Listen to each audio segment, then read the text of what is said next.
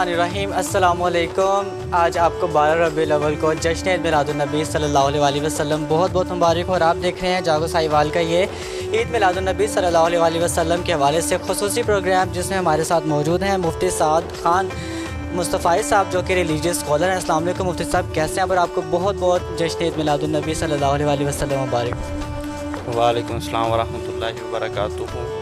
मैं ठीक ठाक, और आपको भी जनाब जश्न ईद मिलादुन्नबी मुबारक हो। आज ये बड़ा ख़ूबसूरत दिन कि इस दिन आमिना के लाल अलैहि तहियत वस्सलाम दुनिया में तशरीफ़ फरमा हुए, और ये सिर्फ़ हमें ही नहीं बल्कि पूरी दुनिया के तमाम इंसानों को नबी पाक अलैहि तहियत वस्सलाम का मिलाद मुबारक हो।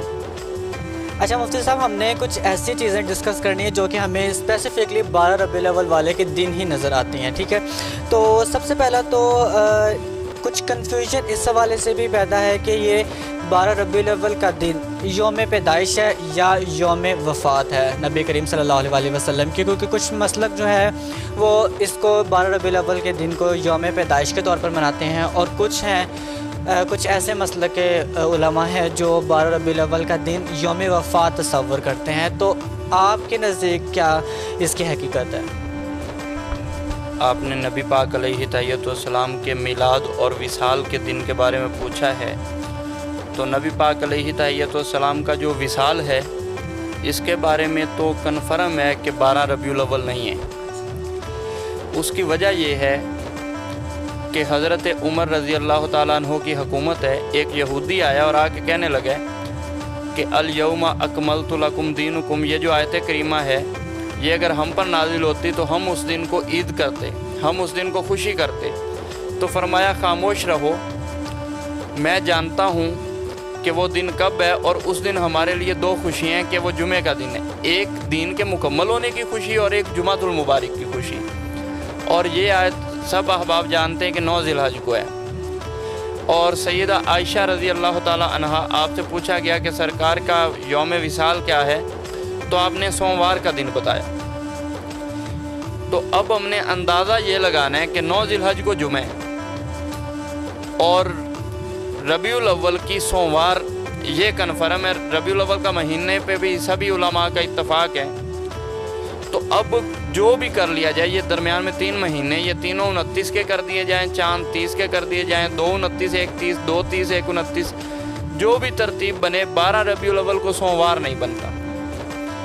और देवबंद के बहुत बड़े आलिम दीन मौलाना अशरफ अली थानवी रहमतुल्लाह अलैह, उन्होंने अपनी किताब नशरुत्तीब में लिखा है कि सरकार अलैहिस्सलातु वस्सलाम खुतबा हज्जतुल विदा के बाद 81 या 82 दिन हयात रहे, और ये 1 या 2 रबीउल अव्वल बनता है। तो जमहूर उलमा 1 या 2 रबीउल अव्वल को ही यौम विसाल कहते हैं। और यौम मिलाद जो है इस पर कुछ इख्तलाफ है।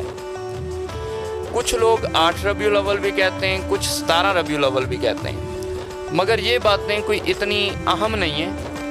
12 रबीउल अव्वल जो है इसके बारे में ज़्यादा उलमा के अक़वाल हैं। मिसाल के तौर पे इमाम अबू ज़हरा रहमतुल्लाह अलैह, ये अपनी किताब ख़ातमुन नबीय्यीन में लिखते हैं कि सरकार अलैहिस्सलातु वस्सलाम रबीउल अव्वल के महीने 12 तारीख़ को पैदा हुए। इसी अंदाज़ में शाह वलीउल्लाह शाह अब्दुल हक मुहद्दिस देलवी रहमतुल्लाह अलैह, ये मदारिजुल नबूवत में लिखते हैं। इसी अंदाज़ में जो है अहले हदीस उलमा में से नवाब सैयद सिद्दीक़ हसन जो हैं, ये भी 12 रबीउल अव्वल कहते हैं। देवबंदियों में मौलाना शफ़ी देवबंदी साहिब, ये भी कहते हैं कि 12 रबीउल अव्वल। और अगर हम असलाफ़ में जाएं, पुराने बुज़ुर्गों में जहाँ ये इख्तलाफात नहीं थे, उलमा इकट्ठे थे, उनमें देखे तो इब्ने खल्दून हैं, अल्लामा तिबरी हैं, अल्लामा इब्ने कसीर रहमतुल्लाह अलैह हैं। तो ये सारे अहबाब जो हैं ये 12 रबीउल अव्वल के कायल हैं।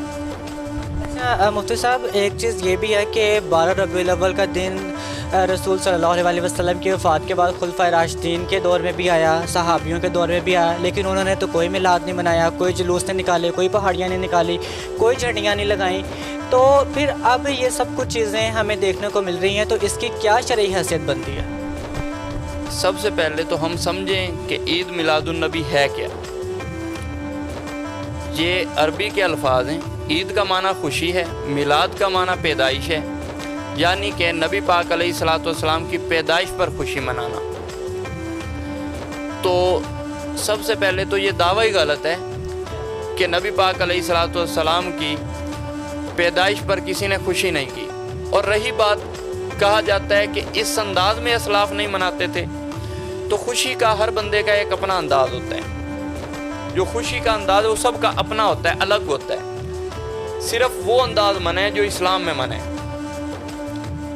مثال کے طور پہ کچھ لوگ ڈھول باجے لے کے آ جاتے ہیں، یہ بالکل منع ہے، نہیں ہونے چاہیے۔ اور بسا اوقات میلاد کی جو محفل ہے اس میں سپیکر اتنے جو ہے وہ لاؤڈ ہوتے ہیں کہ قریب گھروں میں کوئی مریض ہوتا ہے، کوئی بچے ہوتے ہیں تو وہ ڈسٹرب ہوتے ہیں، ایسا نہیں ہونا چاہیے۔ اچھا یہ بھی بتائے گا کہ 12 ربیع الاول کے دن ہم نے یہ بھی دیکھا ہے کہ کچھ لوگ پہاڑیاں بناتے ہیں اور اس میں رنگ برنگی ریت ہوتی ہیں اور کھلونے ہوتے ہیں اور کچھ ایسے ماڈلز پڑے ہوتے ہیں جس طرح خانہ کعبہ کے، مدینہ منورہ کے ماڈلز ہوتے ہیں، تو کچھ لوگ پہاڑیاں بناتے ہیں 12 ربیع الاول کے دن، اس کی کیا شرعی حیثیت ہے؟ اچھا ایسا ہے کہ عکس بنا لینے میں جو ہے وہ سادہ نظر میں دیکھا جائے تو برائی نہیں ہے، مگر ہم نے دیکھا ہے کہ جب ایسے حالات ہوتے ہیں تو پھر وہی میں نے پہلے بھی کہا کہ ڈھول باجے آ جاتے ہیں، گانے چل جاتے ہیں، بالکل منع ہے۔ وہاں پر ہماری جو مائیں بہنیں ہیں وہ پردے کے بغیر گھروں سے باہر آ جاتی ہیں، یہ بھی بالکل منع ہے۔ اور ویسے بھی ایسے معاملات سے بچنا چاہیے جہاں پیسہ ضائع ہو رہا ہے۔ اور نبی پاک علیہ الصلوۃ والسلام کا میلاد منانے کا کتنا ہی اچھا طریقہ ہے کہ جس طرح اللہ رب العزت حفاظت فرمائے، آج سیلاب جو ہے وہ مختلف علاقوں میں ہے، میلاد کا لنگر جو ہے وہ ان تک پہنچایا جائے، انہیں کھانا پہنچا دیا جائے۔ آج کئی غریب ایسے ہیں جنہیں ذاتی طور پر میں جانتا ہوں جو بجلی کا بل نہیں بھر سکتے اور ان کا دل بھی نہیں کرتا کسی سے مانگنے کے لیے، عزت دار لوگ ہیں، سفید پوش ہیں، تو کتنی خوبصورت بات ہے کہ اپنے گھر پر تو چراغاں کرنی ہے، یہ اچھی بات ہے، مگر اس میں کمی کر کے اس غریب کا بل بھر دیا جائے اور اس کے گھر کا بلب چلتا رہے، تو یہ بھی میلاد کا چراغاں بڑا خوبصورت چراغ ہیں۔ سرکار علیہ تحیت و سلام کی آمد کی خوشی منانے کا ایک یہ بھی انداز ہے کہ آپ کی سیرت کو اپنایا جائے، آپ جو دین لے کر آئے اس پر عمل کیا جائے۔ ربیع الاول کے مہینے میں ہم نے یہ بھی دیکھا ہے کچھ ایسی محفلیں ہوتی ہیں جو عشاء کے بعد شروع ہوتی ہیں اور پھر فجر کے بعد ختم ہوتی ہیں یا فجر سے پہلے ختم ہو جاتی ہیں، مطلب کہ ساری رات محفل کا سلسلہ جاری رہتا ہے، تو اتنی طویل محفلوں کے بارے میں آپ کیا کہیں گے؟ اتنی طویل محفل کسی حالت ٹھیک نہیں ہے۔ ایک تو یہ ہے کہ انسان کے جو سننے کی طاقت ہے وہ ایسی ہے کہ لگاتار انسان صرف اور صرف 40 منٹ سن سکتا ہے، اس سے زیادہ جو ہے وہ کانوں میں آواز جائے گی تو سمجھ نہیں آئے گی، وہ دل تک بات پہنچ نہیں سکے گی۔ اور دوسری بات یہ ہے کہ نبی پاک علیہ تحیت والسلام نے ایک صحابی کے بارے میں پوچھا کہ وہ فجر کی نماز میں کیوں نہیں آئے، تو بتایا گیا کہ ساری رات اللہ کی عبادت میں لگا رہا اور فجر رہ گئی، تو فرمایا کتنا اچھا ہوتا کہ یہ عشاء پڑھ کے سو جاتا اور فجر پڑھتا، ساری رات عبادت لکھی۔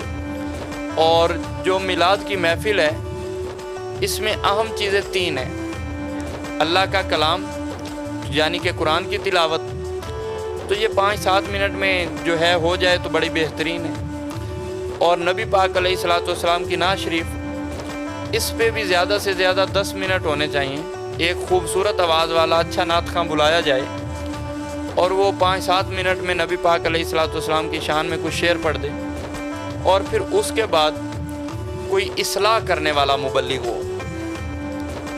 کچھ ہمارے مبلغین بھی ایسے ہیں جو نعتوں کے بعد پھر نعتیں پڑھنے لگ جاتے ہیں، شعر پہ شعر، ایسا نہیں، کوئی اصلاح کرنے والا مبلغ ہو تو یہ جو ہے پھر 20 سے 25 منٹ کا وعظ ہو جائے تو یہ بڑا خوبصورت ہے۔ اور یہ وعظ کے حوالے سے میں ایک بات لازمی کروں گا، امام حسین علیہ السلام کے صاحبزادے امام زین العابدین، ان کے پاس ایک بندہ آیا اور کہنے لگا میں تبلیغ کرنا چاہتا ہوں، کہا تبلیغ کی اجازت ہے مگر بولنے کی اجازت نہیں، کردار سے کرو۔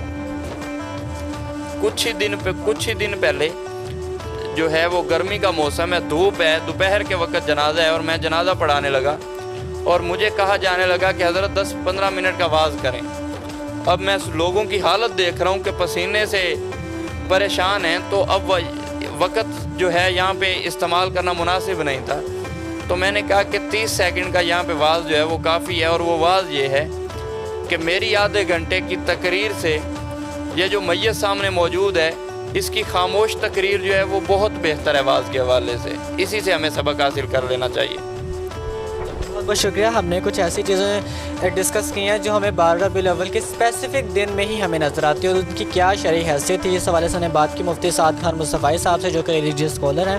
بہت شکریہ آپ کے وقت کا. اور یہ اسپیشل پروگرام جسٹس میلاد النبی صلی اللہ علیہ وسلم کے حوالے سے ہم نے آپ کے لیے پیش کیا. اس کے فیڈ بیک کا مجھے انتظار رہے گا. آج سے میں انشاءاللہ اگلے پروگرام میں کروں گا ملاقات. اب تک کے لیے اپنے میزبان امان شاہد کو اجازت دیجیے. Very good morning. اللہ حافظ.